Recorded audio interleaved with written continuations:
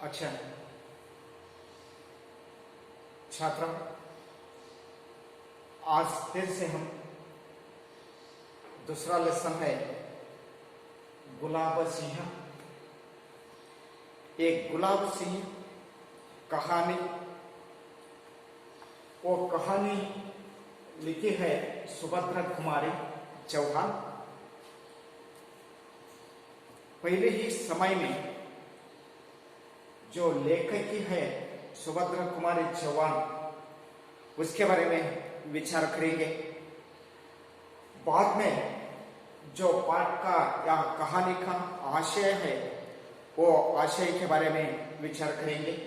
लेकिन सुभद्रा कुमारी चौहान ने लिखी है वो कहानी का नाम क्या है? गुलाब सिंह। एक गुलाब सिंह जो कहानी के रूप में हमें पढ़ता है। आत्मीय ವಿದ್ಯಾರ್ಥಿಗಳೇ, ಇಲ್ಲಿ ನಾವು ಸುಭದ್ರಾ ಕುಮಾರಿ ಚೌಹಾನ್ ಅವರು ಬರೆದಿರತಕ್ಕಂತಹ ಯಾವ ಒಂದು ಪಾಠ ಇದೆ ಗುಲಾಬ ಸಿಂಹ ಅನ್ನುವಂಥದ್ದು, ಇದು ಗದ್ಯ ಭಾಗದಲ್ಲಿ ಕಥೆಯ ರೂಪದಲ್ಲಿ ನಾವನ್ನ ಕಂಡುಕೊಳ್ಳಕ್ಕೆ ಸಾಧ್ಯ ಇದೆ. ಜೊತೆಗೆ ಈ ಗುಲಾಬ ಸಿಂಹ ಈ ಒಂದು ಕಹಾನಿ, ಈ ಒಂದು ಕಥೆ ಅನ್ನುವಂತಹ ಬರೆದಿರುವಂತಹ ಯಾವ ಲೇಖಕರದಾರಲ್ಲ, ಸುಭದ್ರಾ ಕುಮಾರಿ ಚೌಹಾನ್ ಅವರ ಮೊದಲ ಒಂದು ಪರಿಚಯ ಅನ್ನುವಂಥದ್ದು ನೋಡ್ಕೊಳ್ಳೋಣ. ಅದಕ್ಕೆ ನಾವು ಲೇಖಕರ ಪರಿಚಯ ಅಂತ ಕರೀತಾ ಇದ್ದೀವಿ.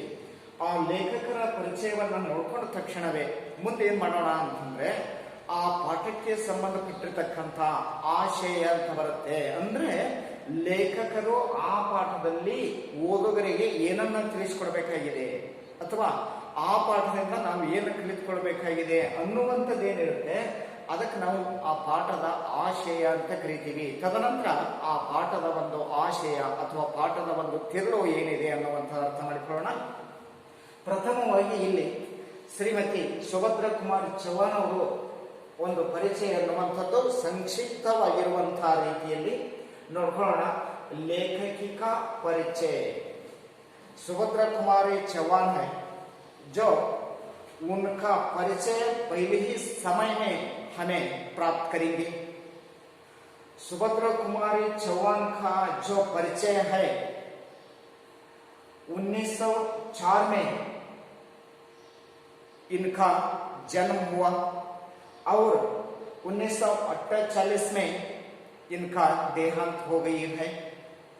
ಸುಭದ್ರಾ ಕುಮಾರಿ ಅವರು ಜನಿಸಿದ್ದು ಯಾವಾಗ ಅಂತಂದ್ರೆ 1904ರಲ್ಲಿ ಅವರು ಜನ್ಮ ತಾಳಿದರು.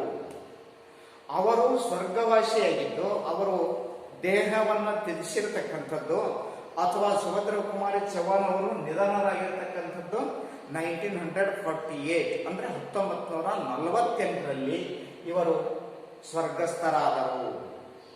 ಹಾಗಾದ್ರೆ ಇಲ್ಲಿ 1948ರಲ್ಲಿ 1904 ಕಳೆದಾಗ ನಮಗೆ 44 ವರ್ಷಗಳು ಅಂತ ಸಿಗುತ್ತೆ. ಆ 44 ವರ್ಷಗಳಲ್ಲಿ ಸುಭದ್ರಾ ಕುಮಾರಿ ಚೌಹಾನ್ ಅವರು ಹಿಂದಿ ಸಾಹಿತ್ಯಕ್ಕೆ ಅಪಾರವಾಗಿರುವಂತಹ ಕೊಡುಗೆಯನ್ನ ಕೊಟ್ಟಿದ್ದಾರೆ. ಅದಕ್ಕೋಸ್ಕರವಾಗಿ सुभद्रा कुमारी चौहान ने हिंदी साहित्य को जो अप्रतिम योगदान दिया है, इसके लिए हिंदी साहित्य का जो श्रेष्ठ कवि के रूप में या लेखकी के रूप में हमें यहाँ पर सुभद्रा कुमारी चौहान को मानते हैं. सुभद्रा कुमारी चौहान का जन्म 1904 में हुआ और इनका स्वर्गस्थ होने का जो डेट है यहाँ पर 1948 इनका देहांत हो गई है. सुभद्रा कुमारी चौहान का जन्म प्रयाग में हुआ. सुभद्रा कुमारी चौहान लेखक है या लेखकी है, ये लेखकी का जन्म कहाँ हुआ? प्रयाग में हुआ. ಸುಭದ್ರಾ ಕುಮಾರಿ ಚೌಹಾನ್ ಅವರ ಜನನ ಎಲ್ಲಿ ಆಯಿತು ಅಂತಂದ್ರೆ ಪ್ರಯಾಗದಲ್ಲಿ ಆಯಿತು ಅಂತ. ಯುಪಿ ಮೇ ಹುವಾ ಥಾ. ಪ್ರಯಾಗ ಎಲ್ಲಿ ಬರುತ್ತೆ ಅಂತಂದ್ರೆ ಯುಪಿಯಲ್ಲಿ ಬರುತ್ತೆ, ಉತ್ತರ ಪ್ರದೇಶ ಅಂತ ನಾವೇನು ಕರಿತೀವಿ ಆ ಉತ್ತರ ಪ್ರದೇಶದಲ್ಲಿ ಪ್ರಯಾಗ್ ಅನ್ನುವಂತಹ ಒಂದು ಗ್ರಾಮ ಬರುತ್ತೆ. ಆ ಗ್ರಾಮದಲ್ಲಿ ಶ್ರೀಮತಿ ಸುಭದ್ರ ಕುಮಾರಿ ಚೌಹಾಣ್ ಅವರ ಜನನವಾಯಿತು ಅಂತ. ಅದು ಎಷ್ಟರಲ್ಲಿ ಅಂತಂದ್ರೆ 1904ರಲ್ಲಿ. श्रीमती सुभद्र कुमार चौहान का जन्म उत्तर प्रदेश में प्रयाग एक ग्राम है, वो गांव में इनका जन्म 1904 में हुआ था. और बाद में बाल्यकाल से साहित्य में इनकी विशेष रुचि थी. आपकी लेखकी है सुभद्र कुमारी चौहान. ये सुभद्र कुमारी चौहान का जो रुचि किसमें था? साहित्य में. ಶ್ರೀಮತಿ ಸುಭದ್ರ ಕುಮಾರಿ ಚೌಹಾಣ್ ಅವರ ರುಚಿ ಅನ್ನುವಂಥದ್ದು, ಅವರು ಅತಿ ಹೆಚ್ಚಿನ ರೀತಿಯಲ್ಲಿ ಇಷ್ಟಪಡುವಂಥದ್ದು ಯಾವುದು ಅಂತಂದ್ರೆ ಸಾಹಿತ್ಯ ಅಂತ ಬರುತ್ತೆ. ಅದು ಯಾವ ಸಾಹಿತ್ಯ ಅಂತಂದ್ರೆ ಹಿಂದಿ ಸಾಹಿತ್ಯ ಬರುತ್ತಲ್ಲ, ಹಿಂದಿ ಸಾಹಿತ್ಯದಲ್ಲಿಯೇ ಬಾಲ್ಯ ಕಾಲದಲ್ಲಿಯೇ ಅದರಲ್ಲಿ ಅವರಿಗೆ ಅಭಿರುಚಿ ಅನ್ನುವಂಥದ್ದಿತ್ತು. ಶ್ರೀಮತಿ ಸುಭದ್ರ कुमारी चौहान ने बाल्यकाल में ही हिंदी में कवना रचना करना और कुछ ना कुछ प्रबंध रचना करना, कुछ ना कुछ कहानी का रचना करना, इस तरह उनकी रुचि हिंदी साहित्य में बढ़ गई. ಹಿಂದಿ ಸಾಹಿತ್ಯದಲ್ಲಿ ಅವರ ರುಚಿ ಅನ್ನುವಂಥದ್ದು, ಹಿಂದಿ ಸಾಹಿತ್ಯವನ್ನು ತೆಗೆದುಕೊಂಡಾಗ ಬಾಲ್ಯ ಕಾಲದಲ್ಲಿಯೇ ಸುಭದ್ರ ಕುಮಾರಿ ಚೌಹಾಣ್ ಅವರು ಏನ್ ಮಾಡ್ತಿದ್ರು ಅಂತಂದ್ರೆ ಹಿಂದಿಯಲ್ಲಿ ಕೆಲವೊಂದು ಕವಿತೆಗಳನ್ನ ಬರೆಯುವುದು, ಕೆಲವೊಂದು ನಾಟಕಗಳನ್ನ ಬರೆಯುವುದು, ಕೆಲವೊಂದು ಕಾದಂಬರಿಗಳನ್ನ ಬರೆಯುವುದು, ಕೆಲವೊಂದು ಕಥೆಗಳನ್ನ ಬರೆಯುವುದು, ಈ ರೀತಿಯಾಗಿ ಸಣ್ಣ ಸಣ್ಣ ಪ್ರಮಾಣದಲ್ಲಿ ಏನ್ ಮಾಡ್ತಿದ್ರು ಅಂದ್ರೆ ತಮ್ಮದೇ ಆಗಿರುವಂತಹ ಲೇಖನಗಳನ್ನ ಮಂಡಿಸ್ತಾ ಇದ್ರು. ಅಂದ್ರೆ ಇದರ ಅರ್ಥ ಏನಾಗುತ್ತೆ? सुभद्र कुमारी चौहान इनकी ही बाल्यकाल से ही साहित्य में इनकी विशेष रुचि थी. ಇವರಿಗೆ ಬಾಲ್ಯ ಕಾಲದಲ್ಲಿಯೇ ಒಂದು ಸಾಹಿತ್ಯದ ಕಡೆಗೆ ಹೆಚ್ಚಾನು ಹೆಚ್ಚು ಅಭಿರುಚಿ ಅನ್ನುವಂಥದ್ದು ಕಂಡು ಬರ್ತಾ ಇತ್ತು. प्रथम काव्य रचना 15 वर्ष की आयु में ही की थी. अच्छा देखिए छात्रों, इनकी 15 वर्ष की आयु में सुभद्र कुमारी चौहान को 15 वर्ष चल रही थी. वही समय में सुभद्र कुमारी चौहान ने क्या किया? काव्य रचना करने के लिए प्रारंभ किया. ಸುಭದ್ರ ಕುಮಾರಿ ಚೌಹಾಣ್ ಅವರಿಗೆ ಕೇವಲ 15 ವರ್ಷಗಳು ಮಾತ್ರ ನಡೆದಿತ್ತು. ಆ ಒಂದು ಸಂದರ್ಭದಲ್ಲಿ ಇನ್ನೂ 15 ವರ್ಷದ ಮಗುವಿರುವಾಗಲೇ ನಮ್ಮ ಲೇಖಕಿಯಾಗಿರುವಂತವರು ಶ್ರೀಮತಿ ಸುಭದ್ರ ಕುಮಾರಿ ಚೌಹಾಣ್ ಅವರು ಏನ್ ಮಾಡಿದ್ರು ಅಂತಂದ್ರೆ ಕವಿತೆಗಳನ್ನ ಬರೀಲಿಕ್ಕೆ ಪ್ರಾರಂಭಿಸಿದರು ಅಂತ. ಏಕೆಂದ್ರೆ 15 ವರ್ಷಗಳಲ್ಲಿ ಕವನಗಳನ್ನ ರಚನೆ ಮಾಡಬೇಕು, ಕವಿತೆಗಳನ್ನ ಬರೀಬೇಕು ಅಂದ್ರೆ ಅದಕ್ಕೆ ವಿಷಯ ಸಂಪತ್ತು ಅನ್ನುವಂಥದ್ದು ಬೇಕು. ಸಾಹಿತ್ಯ ಅಂದ್ರೆ ಏನು ಅಂತ ಗೊತ್ತಿರಬೇಕು, ಕವನಗಳನ್ನ ಯಾವ ರೀತಿಯಾಗಿ ರಚನೆ ಮಾಡಬೇಕು ಅನ್ನುವಂಥದ್ದು ಗೊತ್ತಿರಬೇಕು. ಆ ಎಲ್ಲಾ ವಿಷಯಗಳನ್ನು ಅವರು 15 ವರ್ಷದವರು ಇರುವಾಗಲೇ ಏನ್ ಮಾಡ್ಕೊಂಡಿದ್ರು ಅಂದ್ರ ಅರ್ಥೈಸಿಕೊಂಡಿದ್ರು. ಅದಕ್ಕಾಗಿ ಏನಂತ ಹೇಳ್ತಾರೆ ಇಲ್ಲಿ ಅಂತಂದ್ರ ಬಾಲ್ಯಕಾಲ से साहित्य इनकी विशेष रुचि थी. प्रथम काव्य रचना 15 वर्ष की आयु में ही की थी. ಪ್ರಥಮ ಒಂದು ಕಾವ್ಯ ರಚನೆ ಅನ್ನುವಂಥದ್ದು ಶ್ರೀಮತಿ ಸುಭದ್ರ ಕುಮಾರ್ ಚೌಹಾಣ್ ने जो 15 वर्ष चल रही थी वही काल में इनका जो काव्य का रचना करने का जो कार्य है वो कार्य प्रारंभ किया है. ಶ್ರೀಮತಿ ಸುಭದ್ರ ಕುಮಾರಿ ಚೌಹಾಣ್ ಅವರು ಇನ್ನು 15 ವರ್ಷದವರು ಇರುವಾಗಲೇ ಕವಿತೆಗಳನ್ನ ಬರೀಲಿಕ್ಕೆ ಅವರು ಪ್ರಾರಂಭಿಸಿದರು ಅಂತ. और इसके साथ राष्ट्रीय आंदोलन में आप भाग लेती रही. ಇವರು 1904ರಲ್ಲಿ ಜನಿಸಿದ ತಕ್ಷಣವೇ ಮುಂದೆ 1947 ನಮ್ಮ ದೇಶ ಸ್ವತಂತ್ರವಾಗುವುದರ ಒಂದು ಮಧ್ಯದಲ್ಲಿ ಶ್ರೀಮತಿ ಸುಭದ್ರ ಕುಮಾರಿ ಚೌಹಾಣ್ ಅವರು ಏನ್ ಮಾಡಿದ್ರು ಅಂದ್ರೆ ಆವಾಗ ನಮ್ಮ ಭಾರತ ದೇಶದಲ್ಲಿ ಸ್ವತಂತ್ರತೆಯ ಒಂದು ಆಂದೋಲನ ಅನ್ನುವಂತ ನಡೆದಿತ್ತು. ಆ ಸ್ವತಂತ್ರತೆಯ ಆಂದೋಲನದಲ್ಲಿ ಶ್ರೀಮತಿ ಸುಭದ್ರ ಕುಮಾರಿ ಚೌಹಾಣ್ ಅವರು ಭಾಗವಹಿಸಿದರು ಅಂತ ಬರುತ್ತೆ. 1947 की जो पीछे ही भारत देश में क्या चल रही थी, भारत देश का जो स्वतंत्रता आंदोलन है वो आंदोलन चल रही थी. खुद ही श्रीमती सुभद्रा कुमारी चौहान ने उसकी आंदोलन में जो आप ये भाग लेते रहे और इसके साथ आप कई बार जेल गई थी राष्ट्रीय आंदोलन में भाग लेने के लिए। श्रीमती सुभद्रा कुमारी चौहान ने कई बार जेल गई थी। ಶ್ರೀಮತಿ ಸುಭದ್ರಾ ಕುಮಾರಿ ಚೌಹಾಣ್ ಅವರು 15 ವರ್ಷಗಳು ಇರುವಾಗಲೇ ಏನ್ ಮಾಡ್ತಾ ಇದ್ರು ಅಂದ್ರೆ ಕವನಗಳನ್ನ ಬರೀಲಿಕ್ಕೆ ಪ್ರಾರಂಭ ಮಾಡಿದ್ರು. ಅದರೊಂದಿಗೆ ಮತ್ತೇನ್ ಮಾಡಿದ್ರು ಅಂತಂದ್ರೆ ಈ ಒಂದು ದೇಶದ ಸ್ವತಂತ್ರತೆಗೋಸ್ಕರವಾಗಿ ನಡೆದಿರುವಂತಹ ಆಂದೋಲನದಲ್ಲಿ ಅವರು ಸ್ವತಃ ಭಾಗಿಯಾಗ್ತಾ ಇದ್ರು.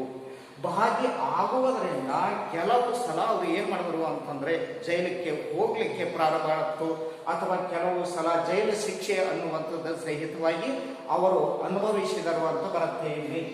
तदनंतर साहित्य और राजनीतिक जीवन में समान रूप से भाग लेकर जीवन के अंत तक देश की सेवा करती रही। श्रीमती सुभद्रा कुमारी चौहान ने क्या किया, आगे चलकर साहित्य और राजनीतिक जीवन में साहित्य के बारे में और राजनीति के बारे में जो समान रूप से ही भाग लेने के लिए जो बात कर दिया, जीवन के अंत तक देश की सेवा करती रही। सुभद्रा कुमारी चौहान ने वो साहित्य का है और राजनीतिक जीवन है, वो साहित्यिक और राजनीतिक जीवन में समान रूप से जो भाग होने के बाद उनकी सेवा अंत तक, उनके जीवन के अंत तक देश की सेवा करने के लिए समर्पण किया। ಶ್ರೀಮತಿ ಸುಭದ್ರಾ ಕುಮಾರಿ ಚೌಹಾಣ್ ಅವರು ಸಾಹಿತ್ಯ ಮತ್ತು ರಾಜನೈತಿಕ ಜೀವನದಲ್ಲಿ ಸಮಾನ ರೀತಿಯಿಂದ ಪಾಲ್ಗೊಂಡು ತಮ್ಮ ಜೀವನದ ಅಂತ್ಯದವರೆಗೂ ಆ ದೇಶೀಯ ಸೇವೆಯನ್ನ ಮಾಡಲಿಕ್ಕೆ ಅವರು ಮುಡುಪಾಗಿಟ್ರು ಅನ್ನುವಂಥದ್ದು ಅರ್ಥ ಆಗುತ್ತೆ. और आपकी रचनाओं में देश प्रेम, भारतीय इतिहास तथा संस्कृति की छाप देख सकते हैं।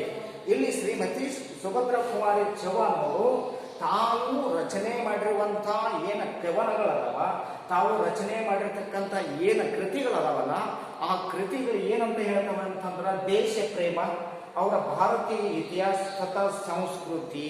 ಅವರು ತಮ್ಮ ಒಂದು ಕೃತಿಗಳಲ್ಲಿ ದೇಶ ಪ್ರೇಮ ಅನ್ನುವಂಥದ್ದು, ಭಾರತೀಯ ಇತಿಹಾಸ ಅನ್ನುವಂಥದ್ದು, ಭಾರತದ ಸಂಸ್ಕೃತಿ ಅನ್ನುವಂಥದ್ದು ಆ ಒಂದು ಕಥೆಗಳಲ್ಲಿ ಆಗಿರಬಹುದು, ತಮ್ಮದೇ ಆಗಿರತಕ್ಕಂಥ ಕೃತಿ ಆಗಿರಬಹುದು, ತಮ್ಮದೇ ಆಗಿರತಕ್ಕಂಥ ಕಾವ್ಯ ಆಗಿರಬಹುದು, ಅದರಲ್ಲಿ ಅವರು ಆ ದೇಶಕ್ಕೆ ಸಂಬಂಧಪಟ್ಟಿರ್ತಕ್ಕಂಥದ್ದು ಅಂದ್ರೆ ನಮ್ಮ ದೇಶಕ್ಕೆ ಸಂಬಂಧಪಟ್ಟಿರ್ತಕ್ಕಂಥ ಕೆಲವೊಂದು ವಿಶೇಷತೆಗಳೇನದವಲ್ಲ, ಆ ವಿಶೇಷತೆಗಳನ್ನ ಇಲ್ಲಿ ಶ್ರೀಮತಿ ಸುಭದ್ರಾ ಕುಮಾರ್ ಚೌಹಾಣ್ ಅವರು ಎತ್ತಿ ತೋರಿಸಿದ್ದಾರೆ ಅನ್ನುವಂಥದ್ದು ಅರ್ಥ ಆಗುತ್ತೆ.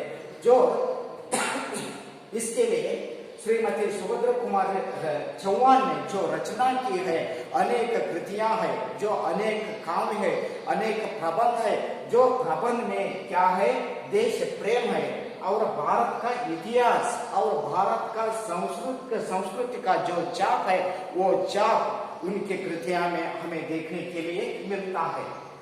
और झांसी की रानी इनकी प्रसिद्ध कविता है। श्रीमती सुभद्रा कुमारी चौहान ने अनेक कविता लिखी है, अनेक काव्य लिखी है, लेकिन उसमें ही झांसी रानी का एक प्रसिद्ध कविता है। ಶ್ರೀಮತಿ ಸುಭದ್ರಾ ಕುಮಾರಿ ಚೌಹಾಣ್ ಅವರು ಏನ್ ಮಾಡಿದ್ರು ಅಂತಂದ್ರೆ ಅನೇಕ ಕವನಗಳನ್ನ ಬರೆದಿದ್ದಾರೆ, ಅನೇಕ ಕಾವ್ಯಗಳನ್ನ ರಚನೆ ಮಾಡಿದ್ದಾರೆ. ಆ ಎಲ್ಲ ಕಾವ್ಯಗಳಲ್ಲಿ झांसी की रानी ಅನ್ನುವಂತಹ ಏನು ಒಂದು ಕವಿತೆ ಇದೆ, ಆ ಕವಿತೆ ಅತ್ಯಂತ ಪ್ರಸಿದ್ಧವಾಗಿರುವಂತಹ ಒಂದು ಕವಿತೆಯಾಗಿದೆ. कविताओं के संकलन त्रिधरा व मुकुल नाम से प्रकाशित हुए हैं। श्रीमती सुभद्रा कुमारी चौहान ने अनेक जो कविता लिखी है, इसके लिए वो कविताओं को सब मिलकर एक नाम दिया है। वो नाम को संगम का नाम क्या है, त्रिधर या मुकुल, त्रिधर व मुकुल नाम से प्रकाशित हुए हैं। ಶ್ರೀಮತಿ ಸುಭದ್ರಾ ಕುಮಾರಿ ಚೌಹಾಣ್ ಅವರು ಬರೆದಿರತಕ್ಕಂಥ ಅನೇಕ ಕವಿತೆಗಳೇನಿವೆ ಅವೆಲ್ಲ ಕವಿತೆಗಳನ್ನ ಸಂಗ್ರಹ ಮಾಡಿಕೊಂಡು ತಮ್ಮದೇ ಆಗಿರುವಂತಹ ಒಂದು ಪುಸ್ತಕವನ್ನ ಹೊರಗೆ ತೆಗೆದುಕೊಂಡು ಬಂದ್ರವರು. ಆ ಪುಸ್ತಕಕ್ಕೆ ಹೆಸರು ಏನಂತ ಇಟ್ರು ಅಂದ್ರ ತ್ರಿಧರ ಅಥವಾ ಮುಕುಲ ಅನ್ನುವಂತ ಒಂದು ಹೆಸರಿನಿಂದ ಇವತ್ತಿನ ದಿವಸ ಅದು ಪ್ರಕಟಗೊಂಡಿದೆ ಅಂತ. ಈ ರೀತಿಯಾಗಿ ಶ್ರೀಮತಿ ಸುಭದ್ರ ಕುಮಾರಿ ಚೌಹಾಣ್ ಅವರು ಹಿಂದಿ ಸಾಹಿತ್ಯಕ್ಕೆ ಒಂದು ತಮ್ಮದೇ ಆಗಿರುವಂತಹ ಯೋಗದಾನವನ್ನ ಕೊಟ್ಟಿದ್ದಾರೆ ಅನ್ನುವಂಥದ್ದು ಅರ್ಥ ಆಗುತ್ತೆ. ಹಾಗಾದ್ರೆ ಇನ್ನೊಮ್ಮೆ ನೋಡ್ಕೊಳ್ಳೋಣ.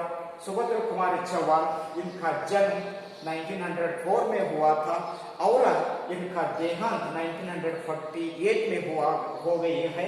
उत्तर प्रदेश में जो गांव है प्रयाग में इनका जन्म हुआ और इनकी जो बाल्यकाल है वो बाल्यकाल साहित्य की विशेष रुचि थी।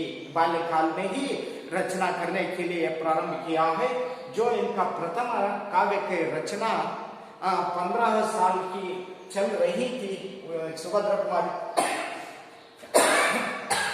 सुभद्र कुमारी चौहान को वही काल में इन रचना करने के लिए जो कार्य है वो कार्य प्रारंभ किया है। राष्ट्रीय आंदोलन में आप ही स्वतः भाग लेती रही। कई बार सुभद्र कुमारी चौहान ने जो जेल गई थी, साहित्यिक और राजनीतिक जीवन में जो समान रूप से ही भाग ले लिया। इसके लिए इनकी जीवन के अंत तक देश की सेवा करने के लिए प्रयास किया और बाद में जो रचनाएं हैं सुभद्र कुमारी चौहान का जो रचनाएं हैं वो रचना देश प्रेम और भारतीय इतिहास और संस्कृति के जो चाप है वहां पर चाप देख सकते हैं इनकी रचने में। और इनका प्रसिद्ध कविता है सुभद्र कुमारी चौहान का जो प्रसिद्ध कृतियां या प्रसिद्ध कविता का नाम है झांसी की रानी। झांसी की रानी इनका प्रसिद्ध कविता है और इन कविताओं के संकलन जो सभी कविताओं को मिलजुल कर या इकट्ठे होने के बाद एक वहां पर त्रिधारा या मुकुल नाम से वहां पर प्रकाशित हो गई है। इस तरह श्रीमती सुभद्र कुमारी चौहान का जो परिचय है वो परिचय समाप्त हो गई है। लेकिन बाद में श्रीमती सुभद्र कुमारी चौहान ने इस पाठ का जो आशय है वो आशय के बारे में हम विचार करेंगे। लेकिन ये पाठ का आशय या कहानी का आशय, इस कहानी के द्वारा देशभक्ति, त्याग, बलिदान, भाई बहन का प्रेम, प्रजा की जिम्मेदारी या कर्तव्य आदि का चित्रण किया गया है। ವಿದ್ಯಾರ್ಥಿಗಳೇ, ಈ ಒಂದು ಭಾಗವನ್ನು ತೆಗೆದುಕೊಂಡಾಗ ಲೇಖಕರ ಆಶಯ ಏನಾಗಿತ್ತು ಇಲ್ಲಿ ಅಂತಂದ್ರೆ, ಈ ಒಂದು ಕಥೆಯಿಂದ ನಾವೇನನ್ನ ಅರ್ಥ ಮಾಡಿಕೊಳ್ಳಕ್ಕ ಸಾಧ್ಯ ಅಂದ್ರೆ ದೇಶಭಕ್ತಿ ಅನ್ನುವಂಥದ್ದು ಅರ್ಥ ಮಾಡ್ಕೊಳ್ಳಕ್ಕ ಸಾಧ್ಯ ಇದೆ, ತ್ಯಾಗ ಅನ್ನುವಂಥದ್ದು, ಜೊತೆಗೆ ಬಲಿದಾನ ಅನ್ನುವಂಥದ್ದು, ಜೊತೆಗೆ ಸಹೋದರ ಸಹೋದರಿಯರ ಒಂದು ಪ್ರೇಮತ್ವ ಭಾವನೆ ಅನ್ನುವಂಥದ್ದು, ಮತ್ತು ಜೊತೆಗೆ ಪ್ರಜೆಗಳ ಒಂದು ಜಿಮ್ಮೆದಾರಿ, ಇವೆಲ್ಲ ಒಂದು ಕರ್ತವ್ಯಗಳು ಹೆಂಗಿವೆ ಅಥವಾ ಅಲ್ಲಿ ದೇಶಭಕ್ತಿ ಹೇಗಿರುತ್ತೆ, ತ್ಯಾಗ ಯಾವ ರೀತಿಯಾಗಿರುತ್ತೆ, ಬಲಿದಾನ ಯಾವ ರೀತಿಯಾಗಿರುತ್ತೆ, ಸಹೋದರ ಮತ್ತು ಸಹೋದರಿಯಲ್ಲಿ ಒಂದು ಮಿತ್ರತ್ವ, ಒಂದು ಪ್ರೇಮ ಭಾವನೆ ಯಾವ ರೀತಿಯಾಗಿರುತ್ತೆ ಅನ್ನುವಂಥದ್ದು ಈ ಭಾಗದಲ್ಲಿ ನಮ್ಗೆ ನೋಡ್ಕೊಳ್ಳಕ್ಕೆ ಸಾಧ್ಯ ಇದೆ। इस पाठ में झंडा स्वतंत्रता के संकेत के रूप में दिखाया गया है। ಈ ಒಂದು ಪಾಠದಲ್ಲಿ ನಾವೇನು झंडा ಅನ್ನುವಂಥದ್ದು ಒಂದು ಪದ ಬರುತ್ತಲ್ಲ, ಅದು स्वतंत्रता के संकेत के रूप में दिया गया है। इस तरह है ये पाठ का आशय है। फिर से हम जो पाठ प्रारंभ करने की समय में उनके आशय की जो है वो आशय के बारे में बहुत ही रूप से विचार करने के बाद जो पाठ का भावार्थ है वो पाठ के भावार्थ बाद में विचार करेंगे। Thank you.